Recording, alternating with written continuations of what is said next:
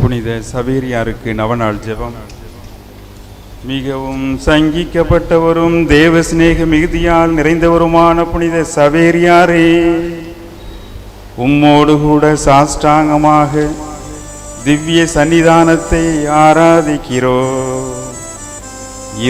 இறைவன் உம்மை இவ்வுலகத்தில் அநேக வரங்களாலும் மரணத்திற்கு பிறகு நித்திய கிரீடத்தாலும் அலங்கரித்தார் என்கிற எண்ணமானது எங்களுக்கு மகா சந்தோஷம் வருவிக்கிறது. அதற்காக அவருக்கு நன்றி அறிந்த தோத்திரம் செய்து உமது வல்லமையுள்ள மன்றாட்டால் எங்களுக்கு மகா அவசியமான வரமாகிய நல்ல ஜீவியமும் நல்ல மரணமும் அதோடு கூட சர்வேஸ்வரன் சித்தத்திற்கும் மகிமைக்கும் ஒத்திருக்குமாகில் நமக்கு வேண்டியது விசுவாசத்தோடு கேட்போம்.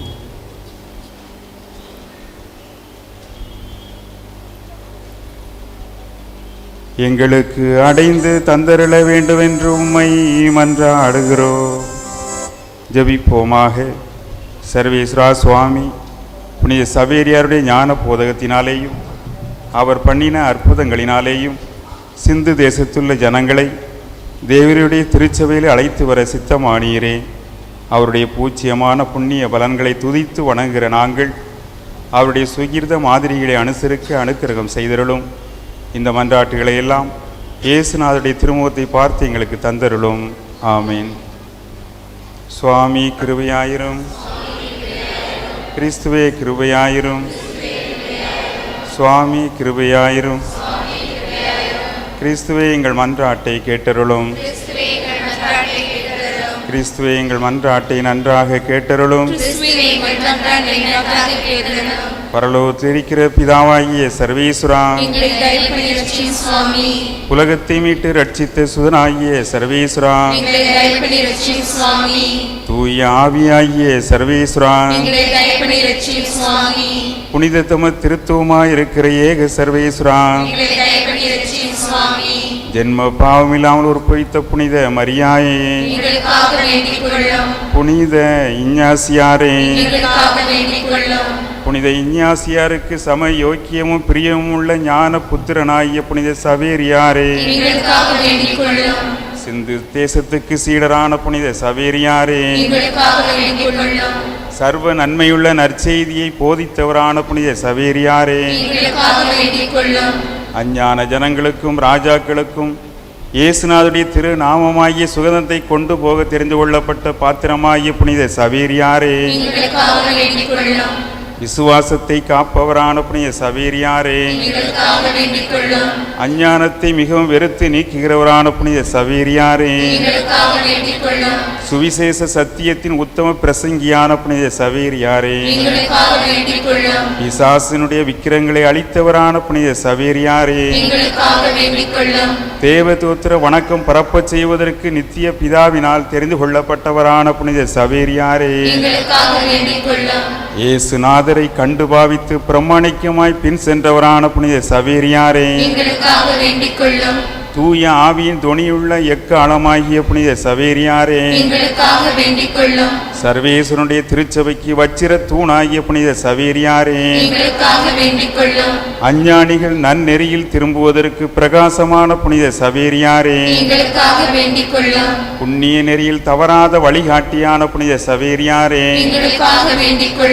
அப்போஸ்தலருக்குரிய ஞானத்துக்கும் புனிதத்துவத்துக்கும் உத்தம மாதிரியான புனித சவேரியாரே, குருடருக்கு பார்வை கொடுப்பவரான புனித சவேரியாரே, சப்பானிகளின் ஊனம் தீர்ப்பவரான புனித சவேரியாரே, வியாதிக்காரருக்கு ஆரோக்கியமான புனித சவேரியாரே, பஞ்சம் படை நோயில் ஆதரவான புனித சவேரியாரே, பிசாசுகளை ஜெயித்து ஓட்டுகிறவரான புனித சவேரியாரே, சிலுவையால் சத்துருக்கள் படையை துரத்தினவரான புனித சவேரியாரே, சவேரியாரே. எங்களுக்காக வேண்டிக் கொள்ளும். மரித்தவர்களை உயிர்ப்பித்தவரான புனித சவேரியாரே, எங்களுக்காக வேண்டிக் கொள்ளும். கடலையும் புயலையும் கீழ்ப்படுத்தி அடக்கும் வல்லமை கொண்டவரான புனித சவேரியாரே, எங்களுக்காக வேண்டிக் கொள்ளும். கடலும் மற்ற பூதியங்களும் உமது கட்டளைக்கு அடங்கி பணிவதில் பேறு பெற்றவரான புனித சவேரியாரே, எங்களுக்காக வேண்டிக் கொள்ளும். அதிசயமான அற்புதங்களை செய்பவரான புனித சவேரியாரே, எங்களுக்காக வேண்டிக் கொள்ளும். நல்ல மரணம் அடைவதற்கு உதவியாய் இருப்பவரான புனித சவேரியாரே, எங்களுக்காக வேண்டிக் கொள்ளும். தரித்திரருக்கு அடைக்கலமான புனித சவேரியாரே, எங்களுக்காக வேண்டிக் கொள்ளும். கஸ்தி துன்பப்படுவர்களுக்கு தேற்றரவான புனித சவேரியாரே, எங்களுக்காக வேண்டிக் கொள்ளும். இயேசு சபையின் சிறப்புள்ள அலங்காரமாகிய புனித சவேரியாரே, எங்களுக்காக வேண்டிக் கொள்ளும். மன விருப்பத்துடன் மிகவும் தரித்திரமாய் இருந்தவரான புனித சவேரியாரே, எங்களுக்காக வேண்டிக் கொள்ளும். மாறாத கற்புடைத்தவரான புனித சவேரியாரே, எங்களுக்காக வேண்டிக் கொள்ளும். குறையற்ற பொறுமை சிரவணமுள்ள புனித சவேரியாரே, எங்களுக்காக வேண்டிக் கொள்ளும். இயேசுநாதருடைய சிலுவைக்கும் பிரயாச வருத்தங்களுக்கும் மிகவும் ஆசைப்பட்டவரான புனித சவேரியாரே, எங்களுக்காக வேண்டிக் கொள்ளும். பிறரது ஈடேற்றத்துக்காக எந்நேரமும் கவன விசாரமாயிருந்தவரான புனித சவேரியாரே, எங்களுக்காக வேண்டிக் கொள்ளும். தேவ தோத்திரத்துக்கும் மனிதர் ஆத்தும நன்மைக்கும் அத்தியந்த பற்றுதலையும் சுறுசுறுப்பையும் கொண்டவரான புனித சவேரியாரே, எங்களுக்காக வேண்டிக் கொள்ளும். தேவ சிநேகத்தின் பொக்கிஷமான புனித சவேரியாரே, எங்களுக்காக வேண்டிக் கொள்ளும். உத்தரிக்கிற ஸ்தலத்தில் உள்ள ஆத்துமாக்களில் அநேகருடைய அவதியை தீர்க்க மிகவும் உதவியானவரான புனித சவேரியாரே, எங்களுக்காக வேண்டிக் கொள்ளும். சுகிர்த குணத்தினாலும் பரிசுத்த நடத்தையாலும் சம்மனசு போல தோன்றியவரான புனித சவேரியாரே, எங்களுக்காக வேண்டிக் கொள்ளும். தேவ சிநேகத்தாலும் இறைவனுடைய திருச்சனத்தை நடத்தின பராமரிக்கையாலும் பிதாவென தக்கவரான புனித சவேரியாரே, எங்களுக்காக வேண்டிக் கொள்ளும். பெற்ற வரத்தாலும் ஞானத்தாலும் தீர்க்க தரிசியான புனித சவேரியாரே, எங்களுக்காக வேண்டிக் கொள்ளும். பேராலும் பேறுகளாலும் அப்போஸ்தலரான புனித சவேரியாரே, எங்களுக்காக வேண்டிக் கொள்ளும். சகல பாசைகளாலும் அஞ்ஞான ஜனங்களுக்கு சத்தியம் தெளிவித்த போதகரான புனித சவேரியாரே, எங்களுக்காக வேண்டிக் கொள்ளும். இயேசு கிறிஸ்துவுக்காக உயிரை தர துணிந்த வேத சாட்சியான புனித சவேரியாரே, எங்களுக்காக வேண்டிக் கொள்ளும். ஆத்துமத்திலும் சரீரத்திலும் பரிசுத்த வீரரான புனித சவேரியாரே, எங்களுக்காக வேண்டிக் கொள்ளும். தேவ கிருபாகடாட்சத்தை கொண்டு சகல புனிதருடைய புண்ணியங்களினால் அலங்கரிக்கப்பட்டவரான புனித சவேரியாரே, எங்களுக்காக வேண்டிக் கொள்ளும். உலகத்தின் பாவங்களை போக்கும் இறைவனின் செம்மறி புருவியாகிய இயேசுவே, இயேசுவே, எங்கள் பாவங்களை பொறுத்தருளும் சுவாமி. உலகத்தின் பாவங்களை போக்கும் இறைவனின் செம்மறி புருவியாகிய இயேசுவே, இயேசுவே, எங்கள் பிரார்த்தனையை கேட்டருளும் சுவாமி. உலகத்தின் பாவங்களை போக்கும் இறைவனின் செம்மறி புருவியாகிய இயேசுவே, இயேசுவே, எங்களை தயவுடன் இரட்சியும் சுவாமி. இயேசு கிறிஸ்துவினுடைய திரு வாக்கு தத்தங்களுக்கு நாங்கள் பாத்திரமாயிருக்கத்தக்கதாக புனித சவேரியாரே, எங்களுக்காக வேண்டிக் கொள்ளும். ஜெபிப்போமாக. சர்வேஸ்வரா சுவாமி, புனித சவேரியாருடைய ஞான போதகத்தினாலேயும் அவர் பண்ணின அற்புதங்களினாலேயும் சிந்து தேசத்திலுள்ள ஜனங்களை தேவருடைய திருச்சபையில் அழைத்து வர சித்தமானீரே. அவருடைய பூச்சிதமான புண்ணிய பலன்களை துதித்து வணங்குகிற நாங்கள் அவருடைய சுகிர்த மாதிரிகளை அனுசரிக்க கிருபை செய்தருளும். இந்த மன்றாட்டுகளை எல்லாம் இயேசுநாதருடைய திருமுகத்தை பார்த்து எங்களுக்கு தந்தருளும் சுவாமி.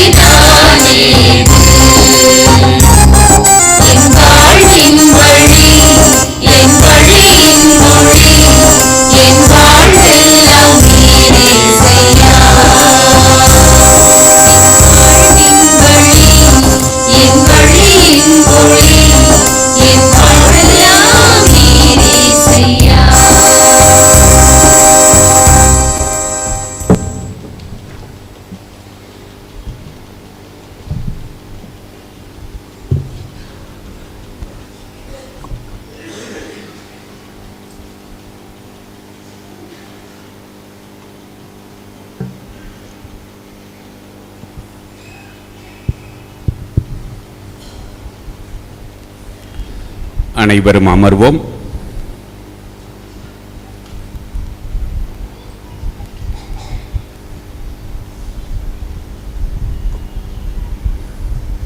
தொடக்க நூலில் இருந்து வாசகம். அலகு 2, இறைவாக்குகள் 18 முதல் 25 வரை. பின்பு ஆண்டவராகிய கடவுள், மனிதன் தனிமையாக இருப்பது நல்லதன்று, அவனுக்கு தகுந்த துணையை உருவாக்குவேன் என்றார். ஆண்டவராகிய கடவுள் மண்ணிலிருந்து எல்லா காட்டு விலங்குகளையும் வானத்து பறவைகளையும் உருவாக்கி அவற்றிற்கு மனிதன் என்ன பெயரிடுவான் என்று பார்க்க அவற்றை அவனிடம் கொண்டு வந்தார். உயிர் உள்ள ஒவ்வொன்றுக்கும் அவன் என்ன பெயரிட்டானோ அதுவே அதன் பெயராயிற்று. கால்நடைகள், வானத்து பறவைகள், காட்டு விலங்குகள் ஆகிய எல்லாவற்றிற்கும் மனிதன் பெயரிட்டான். தனக்கு தகுந்த துணையையோ மனிதன் காணவில்லை. ஆகவே ஆண்டவராகிய கடவுள் மனிதனுக்கு ஆழ்ந்த உறக்கம் வரச் செய்து, அவன் உறங்கும் பொழுது அவன் விலா எலும்பு ஒன்றை எடுத்துக்கொண்டு எடுத்த இடத்தை சதையால் அடைத்தார். ஆண்டவராகிய கடவுள் தாம் மனிதனிடமிருந்து எடுத்த விலா எலும்பை ஒரு பெண்ணாக உருவாக்கி மனிதனிடம் அழைத்து வந்தார். அப்பொழுது மனிதன், இதோ இவளே என் எலும்பின் எலும்பும் சதையின் சதையுமாய் ஆனவள், ஆணிடமிருந்து எடுக்கப்பட்டதால் இவள் பெண் என்று அழைக்கப்படுவாள் என்றான். இதனால் கணவன் தன் தாய் தந்தையை விட்டுவிட்டு தன் மனைவியுடன் ஒன்றித்திருப்பான். இருவரும் ஒரே உடலாய் இருப்பர். மனிதன் அவன் மனைவி ஆகிய இருவரும் ஆடையின்றி இருந்தனர். ஆனால் அவர்கள் வெட்கப்படவில்லை. இது ஆண்டவரின் அருள்வாக்கு.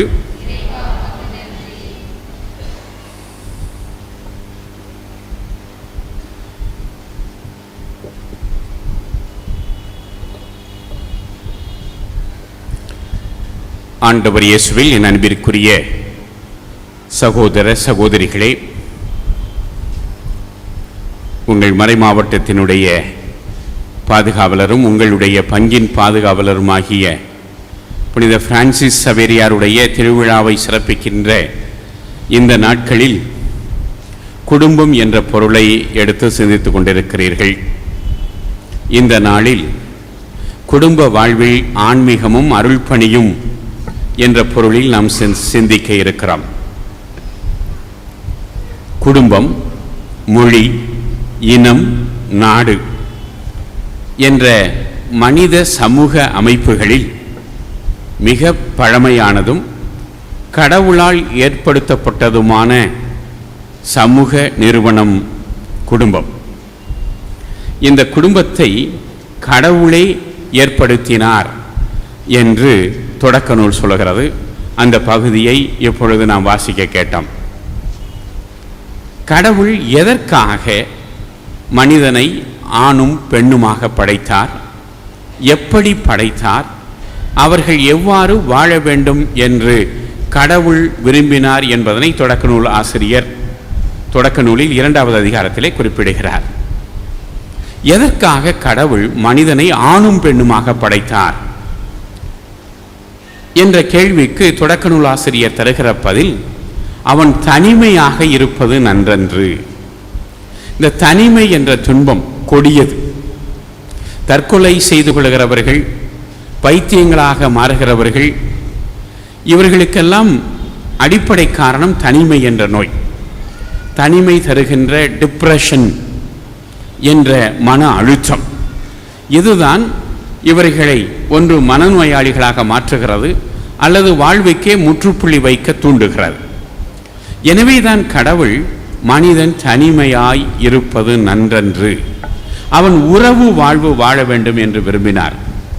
வாழ்வுக்கு மற்றொரு பெயர் உறவு, ஆங்கிலத்திலே ரிலேஷன்ஷிப். உறவு இல்லாத மனிதன் தன்னை தனிமைப்படுத்திக் கொள்வான். தன்னை தனிமைப்படுத்திக் கொள்கிற மனிதன் தன்னை அழித்துக் கொள்வான். இதுதான் மனித வாழ்க்கையுடைய நியதி. எனவேதான் இந்த மனித சமூகம் வாழ வேண்டும் என்றால் அந்த மனித சமூகம் குடும்பமாக இருக்க வேண்டும் என்று இறைவன் விரும்பினார். அப்படி குடும்பமாக இருக்க வேண்டும் என்று சொன்னால் இது ஆண்டான் அடிமை, உயர்ந்தவன் தாழ்ந்தவன் என்ற ஏற்றத்தாழ்வுகள் உள்ள குடும்பமாக அது இருக்க முடியாது. அதற்கு மாறாக அது சமத்துவமிக்க குடும்பமாக இருக்க வேண்டும். ஆணும் பெண்ணும் அன்பையும் சமத்துவத்தையும் சமமாக பகிர்ந்து கொள்கிறவர்களாக இருக்க வேண்டும் என்று கடவுள் விரும்பினார். அதனால்தான் பெண்ணை அவர் மனிதனிடமிருந்து உருவாக்க விரும்பிய பொழுது, ஆணிடமிருந்து உருவாக்க விரும்பிய பொழுது அவனுடைய தலையிலிருந்து ஒரு நரம்பை எடுத்து உருவாக்கவில்லை. அப்படி அவர் செய்திருந்தால் ஆணுக்கு பெண் உயர்வு என்றாகியிருக்கலாம். அல்லது கால் நரம்பிலிருந்து ஒன்றை எடுத்து கடவுள் பெண்ணை உருவாக்கவில்லை. அப்படி செய்திருந்தால் பெண் ஆணுக்கு அடிமை என்று யூகித்து விட வாய்ப்பிருக்கிறது. அதற்கு பதிலாக கடவுள் விலா எலும்பிலிருந்து சரியாக மனிதனின் நடுப்பகுதியிலிருந்து ஒரு எலும்பை எடுத்து பெண்ணாக உருவாக்கினார் என்று தொடக்க நூல் ஆசிரியர் சொல்லுகிறார்.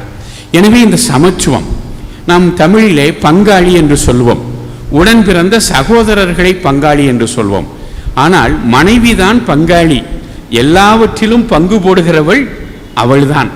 எனவே ஆண் பெண் இவர்கள் கணவன் மனைவியாக வாழ வேண்டும், அன்பில் ஒருமித்தவர்களாக வாழ வேண்டும், வாழ்நாள் முழுவதும் இணைந்து வாழ வேண்டும் என்று கடவுள் விரும்பினார். ஆதாம் என்ற சொல்லுக்கு எபிரேயத்திலே ஈஷ் என்று பொருள். ஆதாமிடமிருந்து கடவுள் அவனுடைய விலாவில் இருந்து எலும்பை எடுத்து பெண்ணை உருவாக்குகிறார். அந்த பெண்ணை அவனிடம் கூட்டி வருகிறார். அவன்தான் பெயர் கொடுக்கிறான். என்ன பெயர் கொடுக்கிறான்? ஒரு துணை எழுத்தை போடுகிறான். ஈஷா என்று அழைக்கிறான். எபிரேயத்தில் ஈஷ் என்றால் ஆண், மனிதன். ஈஷா என்றால் பெண். எனவே ஆண் பெண் கணவன் மனைவியாக இவர்கள் வாழ்கிறார்கள். இவர்கள் சமமானவர்களாக அன்பை, உள்ள பொருளை, மதிப்பை அனைத்தையும் பகிர்ந்து கொண்டவர்களாக வாழ்கிறார்கள். இப்படி வாழ்கிற பொழுது என்ன நிகழலாம்? பிரச்சனை வர வாய்ப்பிருக்கிறது. எனவே அப்படி பிரச்சனை வந்தால் என்ன நிகழலாம் என்று சொன்னால் அதற்காகத்தான் தொடக்க நூலே சொல்லுகிறது. தன் தாய் தந்தையை விட்டு பிரிந்து அவன் மனைவியோடு கூடியிருப்பான், இருவரும் ஒரே உடலாய் இருப்பர் என்று தொடக்க நூல் சொல்லுகிறது. இதனைத்தான் ஆண்டவர் இயேசும் பின்னாளில் அவர் மத்தேயு நற்செய்தியிலும் மார்க்கு நற்செய்தியிலும், மத்தேயு 19:5, மார்க்கு 10:7-8 ஆகிய பகுதிகளிலே நாம் வாசிக்கிறோம். கணவன் தன் தாய் தந்தையை பிரிந்து தன் மனைவியோடு கூடியிருப்பான், இருவரும் ஒரே உடலாய் இருப்பர் என்று ஆண்டவர் இயேசு இங்கே பழைய ஏற்பாட்டிலே தொடக்க நூலில் இருந்துதான் மேற்கோள் காட்டுகிறார். இப்பொழுது பார்க்கிறோம், குடும்பம் என்பது என்ன? குறைந்தபட்சம் 3 தலைமுறைகளின் சங்கமம் ஒரு குடும்பம். தாத்தா பாட்டி, அப்பா அம்மா பிள்ளைகள், இந்த 3 தலைமுறைகள் இணைந்து இருப்பதுதான் ஒரு குடும்பம். ஏறத்தாழ இந்த அளவிற்கு பல குடும்பங்கள் இன்றும் இருக்கின்றன. ஆனால் இந்த இடங்களிலே சில சமயங்களிலே பிரச்சனை வருகிறது. இந்த மாமன் மாமியார் பிரச்சனை, பொதுவாக மாமியார் மருமகள் பிரச்சனை. இயேசு கூட ஒரு இடத்தில் சொல்வார், மாமியார் மருமகளுக்கு எதிராகவும் மருமகள் மாமியாருக்கு எதிராகவும். இது பல இடங்களிலே காணப்படுகிறது. மாமியார் மருமகள் பிரச்சனை இல்லாத குடும்பம் எங்கேயாவது இருக்கிறதா என்றால் கஷ்டம் என்று சொல்லுகிற அளவிற்கு இருக்கிறது. ஞான உபதேச கிளாஸில் பங்குசாமியார் பையன்கிட்ட கேட்டார், பழைய ஏற்பாட்டில் சிறந்த குடும்பம் எது? ஒருத்தன் கையை தூக்குனா, சொல்லு, ஆதாம் ஏவாள் குடும்பம்னா. சரி, புதிய ஏற்பாட்டில் சிறந்த குடும்பம் எது? திருக்குடும்பம் அப்படின்னா. ஏன்னு கேட்டார். 2 குடும்பத்திலையும் மாமியா இல்லைன்னு சொன்னார். ஒருத்தர் சொன்னார், எங்கள் அம்மா வைக்கிற ரசம் என் மனைவிக்கு பிடிக்க மாட்டேங்குது, என் மனைவி வைக்கிற ரசம் எங்கள் அம்மாவுக்கு பிடிக்க மாட்டேங்குதுன்னார். கேட்டுக்கிட்டு இருந்தவர் கேட்டார், உனக்கு யார் வைக்கிற ரசம் பிடிக்குது? உங்கள் அம்மா வைக்கிற ரசமா உன் மனைவி வைக்கிற ரசமானார். அப்போ அவர் சொன்னார், எனக்கு பிடிச்சது சமரசம். இவங்க 2 பேரும் சமரசமாக இருந்துட்டா ரசமே தேவையில்லைன்னு சொன்னார். எப்படி இந்த மாமியார் மருமகள் பிரச்சனை, இதிலே மாமியார் மருமகளை மட்டும், மாமியாரையோ அல்லது மாமனாரையோ மட்டும் இங்கே ஒரு வில்லனாக குடும்பத்தில் நாம் காட்ட வேண்டிய அவசியம் இல்லை. சமூகத்திலே பல பேர் இந்த வில்லன்களாக குடும்பத்திலே மாறக்கூடுகிறது. திருமணம் ஆகிற பொழுதே சில சமயங்களே புத்திமதி என்ற பேரிலே கலவரங்களை விதைத்து விடுகிறவர்கள் இருக்கிறார்கள். அந்த காலத்தில் சொல்வார்கள், பார்த்துமா, தொடக்கத்திலே உன் புருஷவனை உன் சொன்னபடி கேட்குற மாதிரி வச்சிரும், இல்லைன்னா முந்தனையில் முடிஞ்சு வச்சிரு அப்படின்னு சொல்லி அனுப்புவாங்க. பையனுக்கிட்டையும் பார்த்துடா, தொடக்கத்திலே அவளை விட்டுட்டானா அம்புட்டு தான், அப்புறம் நீ கட்டுப்படுத்தவே முடியாது, முதல்ல கடுகடுன்னு அன்பெல்லாம் ரொம்ப காமிச்சிடாத இப்படின்னு இவங்க சொல்லிவிடுறது. இப்போ என்ன ஆகிறது, குடும்பத்திற்குள் வரும்பொழுதே இவங்க ஏதோ ஒரு போர்க்களத்துக்கு போகிற 2 போர்ப்படைகள் போல வருகிறது. அதனால என்ன ஆகிறது, தொடக்கம் முதல் கடைசி வரைக்கும் சண்டையில் பிறந்து சண்டையில் வளர்ந்து சண்டையில் சமாதி ஆகிவிடுகிற குடும்பங்கள் இருக்கின்றன. எனவே அதன் முதலிலே இந்த மற்றவர்களுடைய தலையீடுகள், அது மாமியாராக இருக்கலாம், மாமனாக இருக்கலாம், கொழுந்தனாக இருக்கலாம், நாத்துனராக இருக்கலாம், அல்லது சொந்தமாக இருக்கலாம், நண்பர்களாக கூட இருக்கலாம். எப்படி யாருடைய தலையீடு இருக்கிறதோ அப்பொழுதுதான் தன் தாய் தந்தையை விட்டுவிட்டு அல்லது உறவினரை விட்டுவிட்டு உன் மனைவியோடு சென்று வாழி என்று தொடக்க நூல் சொல்கிறது. அப்படி இல்லை என்று சொல்ல உறவோடு வாழ வேண்டும். இன்றைக்கு பல குடும்பங்களே பல பிரச்சனைகள் இருக்கிறது. இதற்கு காரணம் என்ன? பெரியவர்களுடைய துணை இல்லாத காரணம், பெரியவர்களுடைய ஆதரவு இல்லாத காரணம், பெரியவர்களுடைய ஆலோசனை இல்லாத காரணம். இந்த சிறு குழந்தைகளுக்கு தாத்தா பாட்டியே தெரிய மாட்டேங்கிறார். தாத்தா பாட்டி இவர்கள் தனிமையில் வாழ்கிறார்கள். ஒரு ஆட்டோ ரிக்ஷா அப்படி எழுதி போட்டிருந்தார்கள், வீட்டுக்கு பெயரோ அன்னை இல்லம், அன்னை இருப்பதோ முதியோர் இல்லம். இப்படி பெரியவர்களை முதியோர் இல்லத்திலே விட்டுவிட்டு இந்த சிறு குழந்தைகள் வளர்வதற்கு, பேசுவதற்கு, கதை கேட்பதற்கு தாத்தா பாட்டி இல்லாமல் போய்விடுகிறார். எனவே உண்மையிலே என்ன இருக்க வேண்டும் என்று சொன்னால், இந்த ஒரு 3 தலைமுறைகள் சேர்ந்து வாழ வேண்டும், சேர்ந்தே இருக்க வேண்டும். அப்பொழுதுதான் இந்த சமூகம் சுகமான ஹெல்த்தி சொசைட்டி என்று சொன்னால், அப்பொழுதுதான் இந்த சமூகம் சுகாதாரமான சமூகமாக இருக்கும். இப்பொழுது என்ன நடக்கிறது என்று பார்த்தீர்கள் என்று சொன்னால், குடும்பங்கள் எல்லாம் ஒரு டிரான்சிஷன் பீரியட் என்று மாறி செல்லுகின்ற ஒரு மாற்றுச் சூழலில் இருக்கிறது என்று சொல்லுகிறார்கள். என்னை பொறுத்த அளவில் குடும்பம் மட்டுமல்ல, மனித சமூகமே ஒரு டிரான்சிஷன்ல இருக்கிறது. டிரான்சிஷன் என்று சொன்னால் ஒரு குறுகிய காலத்திற்கு இருக்க வேண்டும். ஆனால் இந்த டிரான்சிஷன் மாற்றம் தான் நிரந்தரமாகி கொண்டிருக்கிறது. இதுதான் இங்கே இருக்கக்கூடிய பிரச்சனை.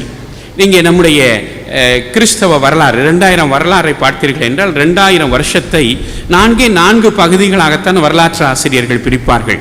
முதல் 11 நூற்றாண்டுகள் தொடக்க கால நூற்றாண்டுகள், அதற்கு அடுத்து 12 16 நூற்றாண்டுகளை மத்திய காலம் என்று பிரிப்பார்கள்.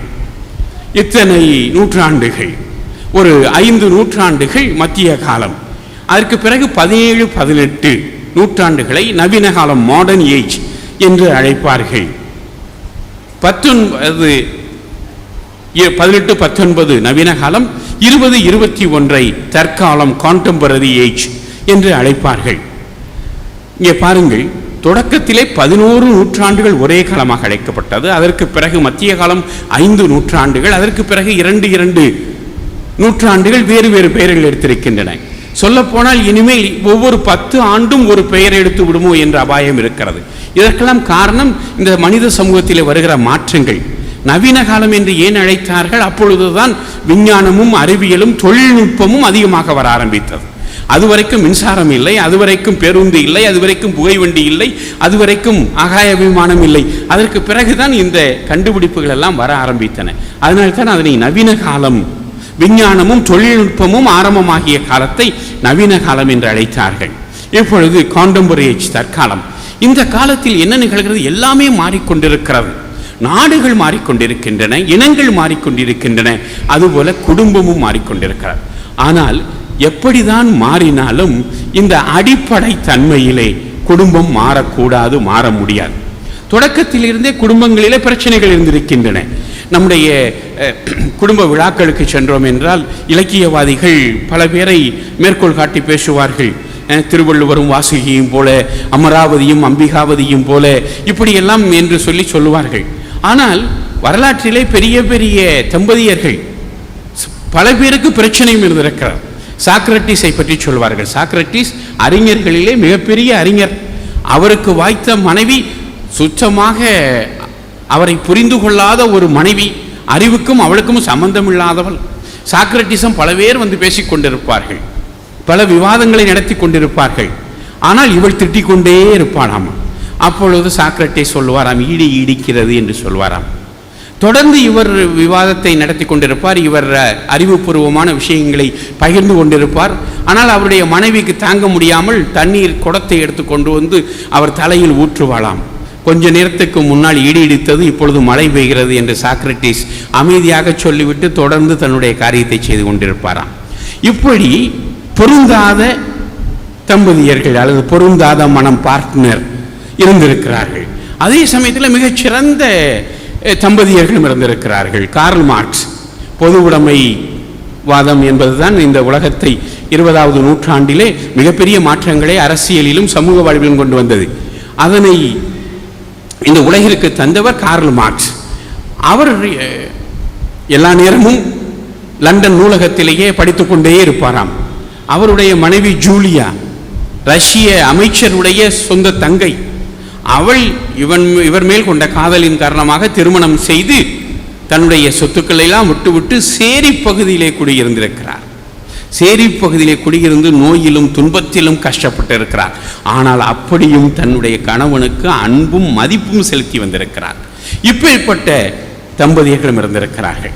ஆனால் எப்படி குடும்பங்கள் அமைந்தாலும் எப்படி இருக்க வேண்டும்? இன்றைக்கு இருக்கக்கூடிய குடும்பங்களிலே பிரச்சனைகள் வருவதற்கான காரணங்களிலே ஒரு சிலவற்றை நாம் சொல்ல வேண்டும் என்று சொன்னால், பிழையான பாலியல் எதிர்பார்ப்புகள், பாலியல் எல்லை மீறல்கள் ஆகியவை முதல் காரணமாக ஆகிவிடுகின்றன. இன்றைக்கு நீங்கள் ஊடகத்தை எடுத்துக்கொள்ளுங்கள், தொலைக்காட்சி. இன்றைக்கு பல பேர் இந்த தொலைக்காட்சிகளிலே தங்களுடைய நேரத்தை செலவழித்து விடுகிறார்கள். இந்த சீரியலை பார்க்காத குடும்ப பெண்கள் என்பவர்கள் மிக குறைவாக போய் விடுகிறார்கள். இந்த அரசாங்கம் வந்த உடனே என்ன பண்ணினார்கள், கேபிள் டிவி எல்லாம் கொஞ்ச நாளைக்கு ஸ்டாப் பண்ணாங்க. தண்ணி பிடிக்க காலையில் பெண்கள் வந்த உடனே பேச்சு என்ன தெரியுமா, உன் வீட்டில் டிவி தெரியுதா, சன் டிவி தெரியுதா, உன் வீட்டில் ராஜ் டிவி தெரியுதா, அந்த சீரியலில் கல்யாணம் ஆயிடுச்சா, இவளுக்கு புள்ள பிறந்துருச்சா, என்னமோ உண்மை மாதிரி. இன்றைக்கு பார்த்தீர்கள் என்றால் இந்த சீரியல்கள்லாம் என்ன சொல்லுது, எதை விதைத்து கொண்டிருக்கின்றன? ஒழுக்கக்கேட்டை, கள்ள கணவன் இல்லாத கதைகள் அங்கே இல்லை, 2 மனைவிகள் இல்லாத கதைகள் அங்கே இல்லை. இப்படித்தான் இதை சொல்லிக் கொடுத்து கொண்டிருக்கின்றன இன்றைய ஊடகங்கள். சித்தின்னு ஒரு சீரியல் நடந்துச்சுல்லே, அப்போது ஒருத்தர் சொன்னாராம், என்னங்க வேலை முடிஞ்சு வீட்டுக்கு போனாக்கும் சோறு கிடைக்க மாட்டேங்குது, சித்தி சீரியல் முடிஞ்சாதான் சாப்பாடுன்னு சொல்லிடுறா அப்படின்னு சொன்னாராம். அப்போது கேட்டுக்கிட்டு இருந்த நண்பர் சொன்னார், எங்கள் வீட்லேயும் அப்படித்தான் இருந்துச்சு, இப்போ நிலவரம் மாறிடுச்சு அப்படின்னாராம்.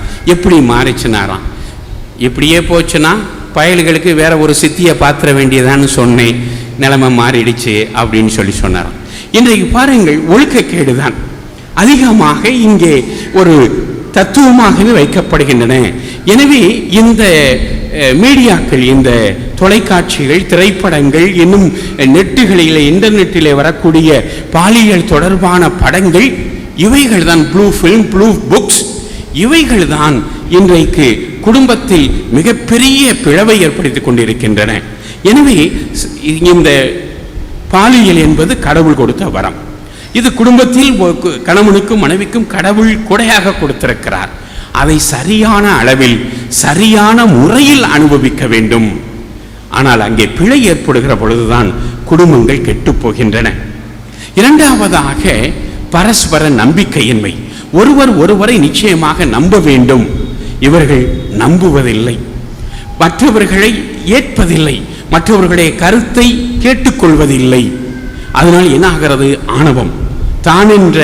தான் சொல்லுவதை அடுத்தவர் கேட்க வேண்டும், இந்த பிரச்சனை தலையாடுகிறது. எனவே இப்படி வருகிற பொழுது என்ன இருக்கும், அங்கே குடும்பம் இரண்டாக பிளந்துவிடும். இந்த குடும்பங்கள் இப்படி பிளவுபட்டால் அது குடும்பமே இல்லாமல் போய்விடுகிறது. ஒரு பூங்காவில் 2 ஆண்கள் உட்கார்ந்துருந்தாங்க, 8 2 பேரும் சோகமாக இருந்தாங்க. சரி, கொஞ்சம் நேரம் கழித்து ஒருத்தர் பேச ஆரம்பிச்சார் மற்றவர்கிட்ட, என்னண்ணே நீங்கள் ரொம்ப நேரமாக அப்படி சோகமாக உட்காந்துருக்கீங்களே, என்ன விஷயம் என்ன? ஒன்றும் இல்லைங்க, என் மனைவி வீட்டில் சண்டையை போட்டுட்டு 30 நாளைக்கு உன் முகத்தில் முழிக்க மாட்டேன்னு இன்றைக்கி புறப்பட்டு போயிட்டா, அதான் சோகமாக இருக்கேன்னு சொன்னார். அடுத்தவர், நீங்கள் ஏன் சோகமாக இருக்கீங்கன்னு அவர் திருப்பி கேட்டார். அதே மாதிரி தான் என் வீட்லேயும் உன் முகத்தில் முழிக்க மாட்டேன், 30 நாளைக்கு நான் உன் முகத்தில் முழிக்க மாட்டேன்னு போனான், ஆனால் இன்றைக்கி திரும்பி வரப்போகிறா, அதுதான் சோகமாக இருக்கேன் அப்படின்னு சொன்னார். இப்படி குடும்பங்களிலே ஒருவர் ஒருவரை ஏற்றுக்கொள்ளுதல், ஒருவர் கருத்துக்கு மதிப்பு கொடுத்தல் என்பது மிக முக்கியமானதாகிறது. நம்முடைய இறையியலார், மிகச்சிறந்த இறையியலார் அக்குவின் தோமையார் சொல்லுவார், வெற்றி பெறும் ஒவ்வொரு வாதமும் ஒரு ஆன்மாவை இழக்கிறது என்று சொல்வார். வெற்றி பெறும் ஒவ்வொரு வாதமும் ஒரு ஆன்மாவை இழக்கிறார். சண்டையிலே கணவன் ஜெயித்தால் மனைவி தோற்கிறாள், மனைவி ஜெயித்தால் கணவன் தோற்கிறான். ஆனால் 2 பேரும் தோற்றால் அங்கே குடும்பம் ஜெயிக்கிறது. நல்லதொரு குடும்பம் நமது லட்சியம் என்று ஒரு நல்ல நூல் இருக்கிறது, சுகி சிவம் எழுதிய நூல். அந்த நூலிலே அழகாக சொல்வார், கணவன் மனைவி சண்டையிலே பெண் ஜெயித்தால், மனைவி ஜெயித்தால் ஒரு பிடாரி ஜெயிக்கிறது என்ற அர்த்தம், கணவன் ஜெயித்தால் ஒரு காண்டாமிருகம் ஜெயிக்கிறது என்ற அர்த்தம் என்று சொல்வார். எனவே இருவரும் தோற்க வேண்டும். இங்கே யார் ஜெயிப்பது என்பதல்ல, உண்மை ஜெயிக்க வேண்டும், குடும்பம் ஜெயிக்க வேண்டும். கருத்து வேறுபாடு எதற்காக வருகிறது? ஒரு உண்மையை ஆழமாக அறிவதற்கு. எனவே நாம் அங்கே குடும்பம் என்பதனை மையப்படுத்துகிற பொழுது, நான் அல்ல, கணவன் தன்னை அல்ல, மனைவி அவளை அல்ல, மாறாக குடும்பத்தை மையப்படுத்துகிற பொழுது அங்கே உண்மையான பாசம் ஏற்படும். எனவே இந்த நல்ல குடும்பம், நம்முடைய நோக்கம் எல்லாம் இப்பொழுது சொன்ன எதிர்விளைவுகள் இல்லாமல் நல்ல குடும்பமாக இருக்க வேண்டும். பையன் கேட்டான் அப்பாட்ட, அப்பா என் மூளையெல்லாம் யார்கிட்ட இருந்து வந்துச்சு, உன்கிட்ட இருந்தா அம்மாட்ட இருந்தா அப்படின்னு கேட்டான். ஒரு நிமிஷம் யோசிச்சார். இது என்னடா கேள்வி, உன் மூளையெல்லாம் உங்கள் அம்மாட்ட இருந்தால் வந்திருக்கணும் அப்படின்னார். ஏன்பா அப்படின்னு கேட்டான். என் மூளை தான் எனக்கிட்டே இருக்குல்ல அப்படின்னாராம். இங்கே இந்த நல்ல குடும்பங்கள் என்று சொல்லுகிற பொழுது, நல்ல குடும்பத்தினுடைய அடையாளங்கள் எதிர்பார்ப்பற்ற அன்பு, நிபந்தனையற்ற உதவி, அகங்காரமற்ற செயல்பாடுகள், சுயநலமற்ற யோசனைகள். நல்ல குடும்பத்தின் அடையாளங்கள் எதிர்பார்ப்பற்ற அன்பு, நிபந்தனையற்ற உதவி, அகங்காரமற்ற செயல்பாடுகள், சுயநலமற்ற யோசனைகள். இங்கே குடும்பம் என்பது அடிப்படையில் ஒருவரை தாங்குவது. கணவன் மனைவியையும், மனைவி கணவனையும், கணவனும் மனைவியும் பிள்ளைகளும், பிள்ளைகள் பெற்றோருக்கு வயதான பிறகு பெற்றோர்களையும் தாங்குவதுதான் குடும்பம். இங்கே சில சமயங்கள் என்ன ஆகிவிடுகிறது, உன் பிரச்சனை உன்னோட, என் பிரச்சனை என்னோட என்று சில கணவர்களோ மனைவிகளோ சிந்தித்தால் அது குடும்பம் இல்லை. பேசாம சாமியாரா போடலாம், அதுக்காக சாமியாரா போனா ரொம்ப எளிதில் நினைத்து விடாதீர்கள். ஆனால் இங்கே தனியாக வாழ்வது என்பது வேறு, குடும்பமாக வாழ்வது என்பது வேறு. குடும்பம் என்பது ஒருவரை தாங்குகின்ற எந்திரம். எனவே மற்றவர்களுடைய துன்பத்தை தாங்க வேண்டும். பொதுவாக உளவியலை சொல்வார்கள், 2 டைப் இருக்கிறது என்று சொல்வார்கள் மனிதர்களிலே. ஒன்று கொடுக்க வேண்டும் என்று நினைப்பவர்கள், கொடுப்பதிலே இன்பம் பெறுகிறவர்கள். இன்னொரு வகை பெறுவதிலே இன்பம் பெறுகிறவர்கள். இந்த 2 எதிர் துருவங்களும் கணவன் மனைவியாக மாறினால் அது நல்ல குடும்பம்.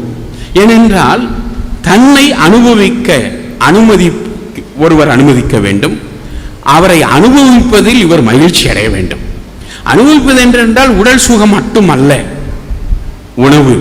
இப்போ உணவை படைத்து தன் கணவன் நன்றாக சாப்பிட்டான் என்று சொன்னால் அதிலே மகிழ்ச்சி அடைகின்றாள் என்றால் பெண், அதுதான் நல்ல மனைவி. அதே போல தான் கஷ்டப்பட்டு சம்பாதித்த பணத்தில் தன்னுடைய மனைவியும் பிள்ளைகளும் சுகமாக இருக்கிறார்கள் என்று சந்தோஷப்பட்டான் என்றால் அவன்தான் நல்ல கணவன். இப்பேற்பட்ட குடும்பங்கள் இன்றைய தேவை. அப்பேற்பட்ட குடும்பங்கள் தான் நமக்கு வேண்டும்.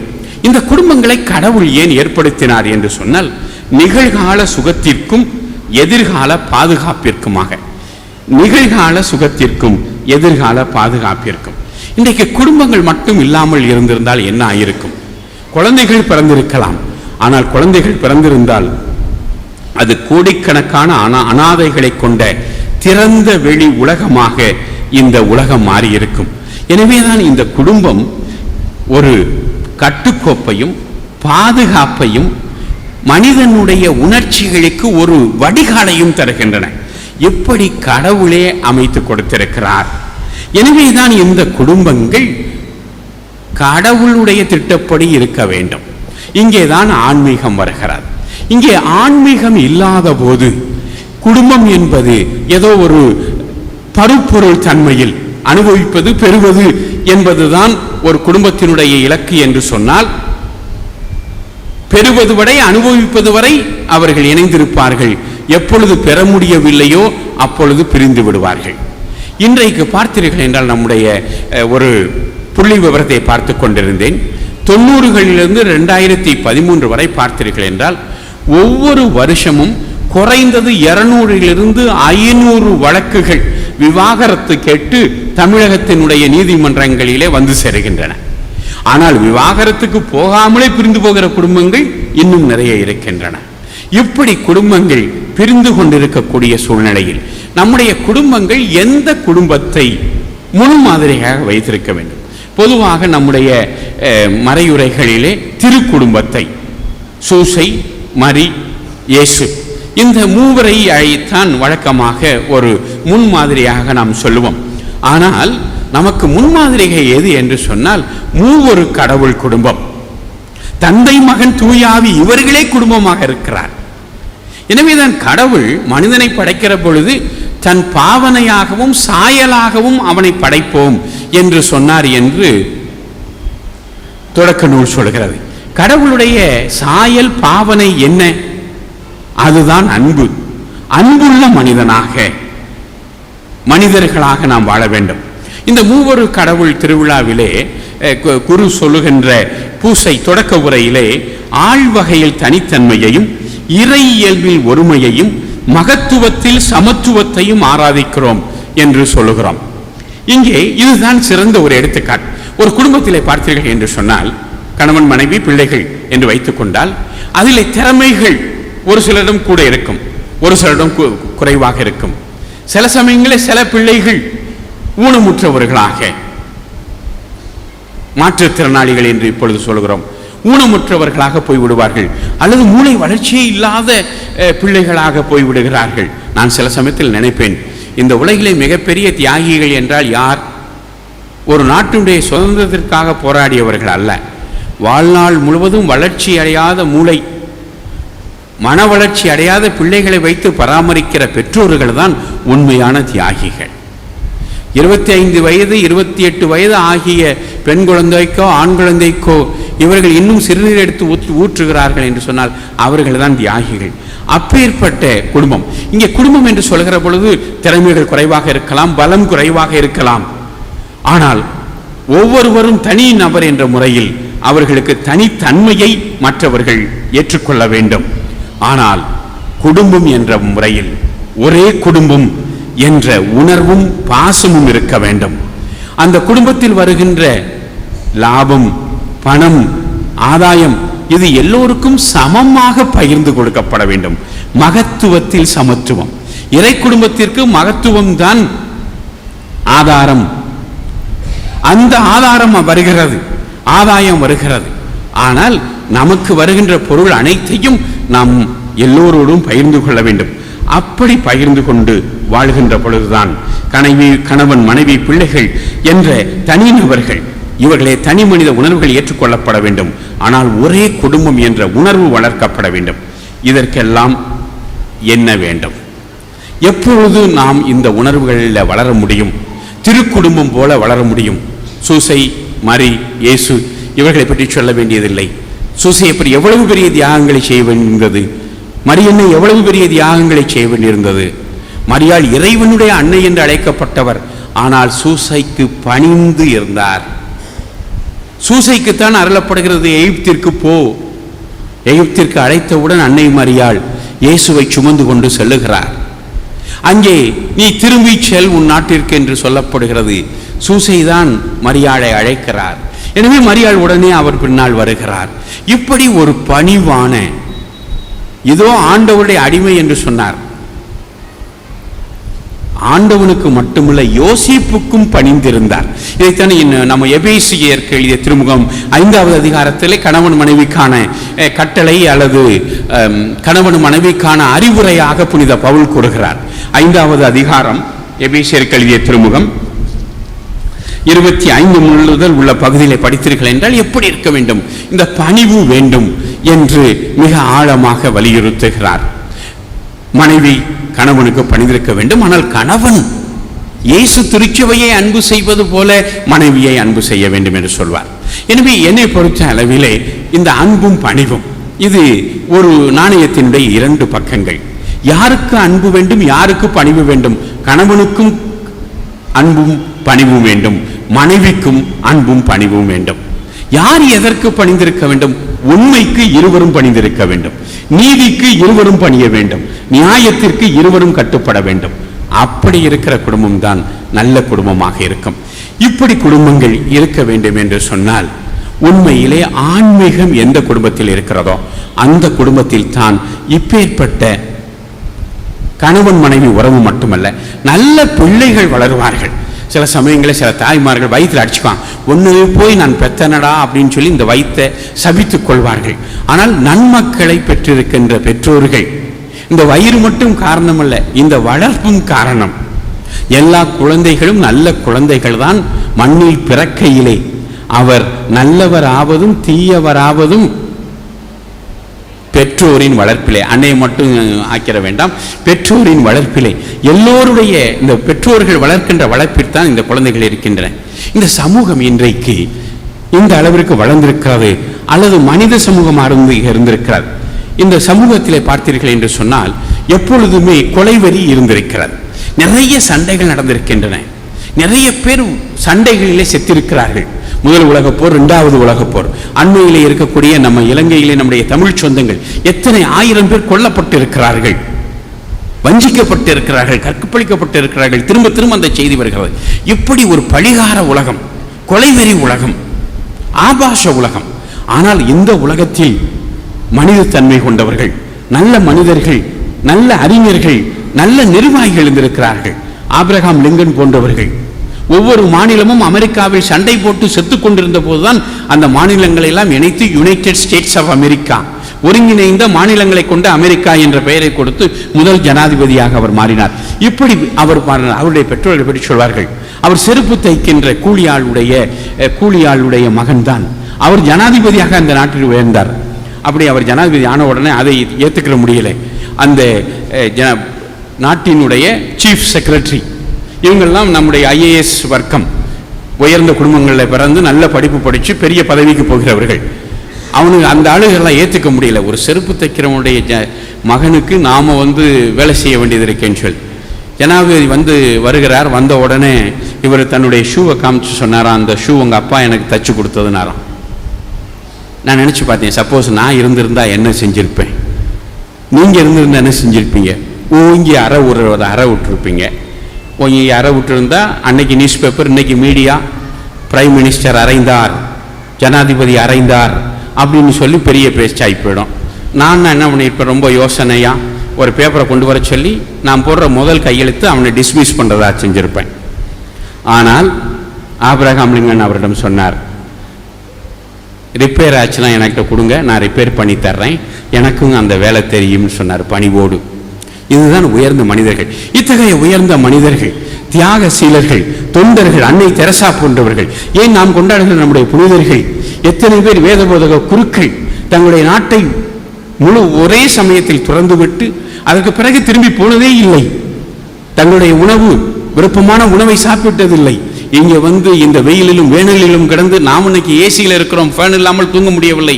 ஆனால் அப்பொழுது இதெல்லாம் இல்லாமல் இயேசுவை அறிவிப்பதற்காக தியாகம் செய்தார்கள்.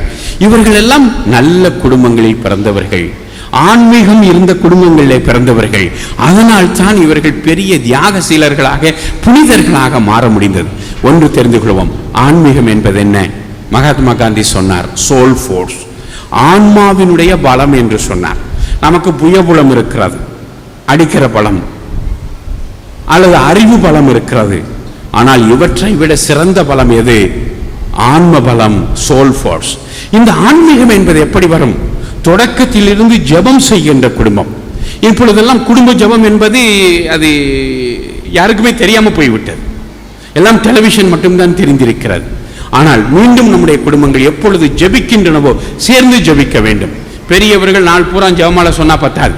ஆனால் குடும்பங்கள் ஜெபிக்க வேண்டும். ஒவ்வொரு நாளும் இரவு உணவிற்கு பிறகு கண்டிப்பாக ஒரு ஜெபமாலை சொல்லி ஒரு நாள் ஒரு அதிகாரம், நற்செய்தியிலிருந்து அல்லது பைபிளில் இருந்து ஒரு அதிகாரத்தை படித்து தியானித்து கடவுள் என்ன சொல்லுகிறார், இந்த குடும்பத்திற்கு எனக்கு என்ன சொல்லுகிறார் என்று நினைக்கிறவர்கள். எனவே ஆன்மீகம் என்பது காந்தியடிகள் சொன்னது போல ஆன்ம பலம்.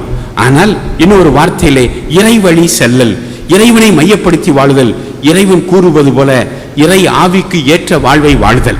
இந்த வாழ்வு வேண்டும் என்றால் ஜெபிக்க வேண்டும், கடவுளை மையப்படுத்த வேண்டும். கடவுளை மையப்படுத்துகிறோம் என்று கோயிலுக்கு ஒரு தடவை வந்துவிட்டு போவது மட்டுமல்ல, ஒவ்வொரு நாளும் குடும்ப ஜெபம் வேண்டும். இப்படி குடும்ப ஜெபம் எங்கே இருக்கிறதோ அங்கே பகிர்தல். தங்கள் வீட்டில் மட்டுமல்ல, குடும்பம் என்பது தனக்காக மட்டுமல்ல, குடும்பம் இந்த சமூகத்திற்காகவும் இருக்க வேண்டும். இன்றைக்கு நான் பார்க்கிறேன் பல சுயநல குடும்பங்கள், பல குடும்பங்களில் நிறைய பணம் இருக்கிறது, அவர்கள் வசதிகளை பெருக்கிக் கொள்கிறார்கள். ஆனால் ஏழைகள், எளியவர்கள், ஒருவேளை கூட உண்ண முடியாதவர்கள் இன்னும் நம்முடைய நாட்டிலே பாதிக்கு பாதி பேர் இருக்கிறார்கள். 100 கோடி 130 கோடியில் 70 கோடி பேர் இன்னும் ஏழைகளாக இருக்கிறார்கள். ஆனால் இவர்களோடு பகிர்ந்து கொள்வதில்லை. அழகாக நபிகள் நாயகம் ஒரு விஷயம் சொன்னார். அதாவது முஸ்லிம்கள் எல்லாம் தொழுகைக்கு செல்கிற போது ஒளி செய்ய வேண்டும். அவர்கள் முதல்ல போய் வலது கையில் தண்ணீரை எடுத்து இடது தோள்பட்டை இடது கையை கழுவார்கள். அதற்கு பிறகு இடது கையில் தண்ணீரை எடுத்து வலது தோள்பட்டை வலது கையை கழுவார்கள். அதற்கு பிறகு 2 கையாலும் தண்ணீரை எடுத்து முகத்தை கழுவார்கள். இதுபோல கணவன் மனைவியை ஆதரிக்க வேண்டும், மனைவி கணவனை ஆதரிக்க வேண்டும், இருவரும் சேர்ந்து உலகத்தை ஆதரிக்க வேண்டும், ஏழை எளியவர்களுக்கு உதவி செய்ய வேண்டும். எனவே இப்படி தன்னை நோக்கியே திரும்பி இருக்கக்கூடிய சுயநல குடும்பங்களாக இல்லாமல் பொதுநல குடும்பங்களாக இருக்க வேண்டும் என்று சொன்னால் இறைவனை மையப்படுத்திய குடும்பம். இது தனக்காக மட்டுமல்ல, இந்த சமூகத்திற்காகவும் எதிர்காலத்திற்காகவும் கடைசியாக மறு உலகத்தை அறிந்து கொள்ளவும் நல்ல குடும்பங்கள், தியாகசீல குடும்பங்கள், சமூகத்தை நோக்கிய குடும்பங்கள் இருக்க வேண்டும் என்றால் ஆன்மீகம் இருக்க வேண்டும். ஆன்ம பலம் என்பது இறைவனை மையப்படுத்தி வாழ்கின்ற வாழ்க்கை நிலை. அத்தகைய வாழ்க்கை வாழ நாம் ஜெபிக்க வேண்டும், இறைவனை மையப்படுத்த வேண்டும். இத்தகைய வாழ்வு வாழ நம் ஆண்டவர் இயேசு கிறிஸ்து நமக்கு துணை இருக்க இந்த நற்கருணை நாதரிடம் மன்றாடுவோம். ஆமென்.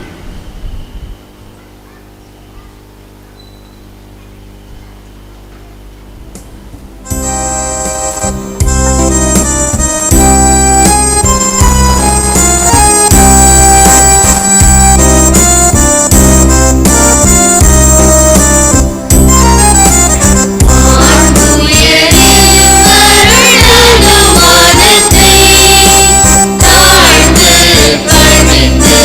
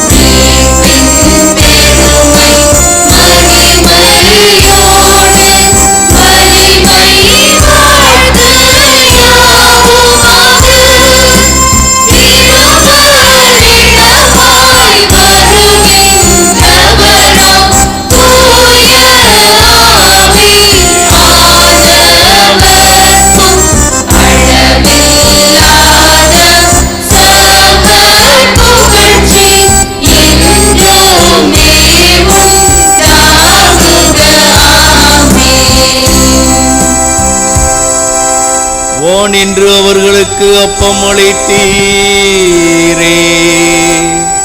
இவையெல்லாம் தன்னகத்தை கொண்ட அப்பம் இதுவே. ஜெபிப்போமாக. இறைவா, இந்த வியப்புக்குரிய திருவருட்சாதனத்திலே உமது திருப்பாடுகளின் நினைவை எங்களுக்கு விட்டு சென்றி உமது திருவுடல் திருரத்தம் ஆகியவற்றின் மறைபொருளை வணங்கும் நாங்கள் உமது மீட்பின் பலன்களை இடைவிடாமல் அனுபவிக்க அருள் புரியும். தந்தையோடும் தூயாவியோடும் இறைவனாய் என்றென்றும் வாழ்ந்து ஆட்சி செய்கின்றவரே உம்மை மன்றாடுகிறோம்.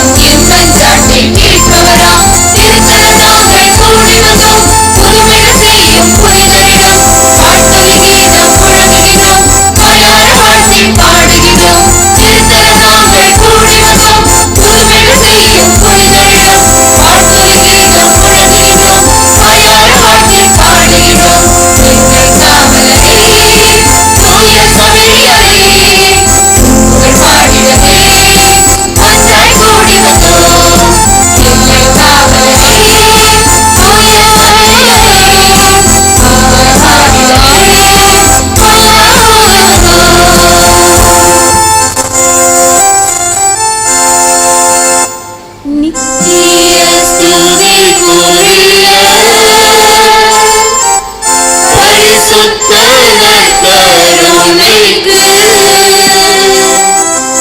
பக்தியாய் ஆராதனை எத்திசையும் புரிவோம். பக்தியாய் ஆராதனை எத்திசையும் புரிவோம். எங்கள் பாதுகாவலரான புனித சவேரியாரே, எங்களுக்காக வேண்டிக் கொள்ளும். பிதா சுதன் பரிசுத்த ஆவியின் பேராலே ஆமென்.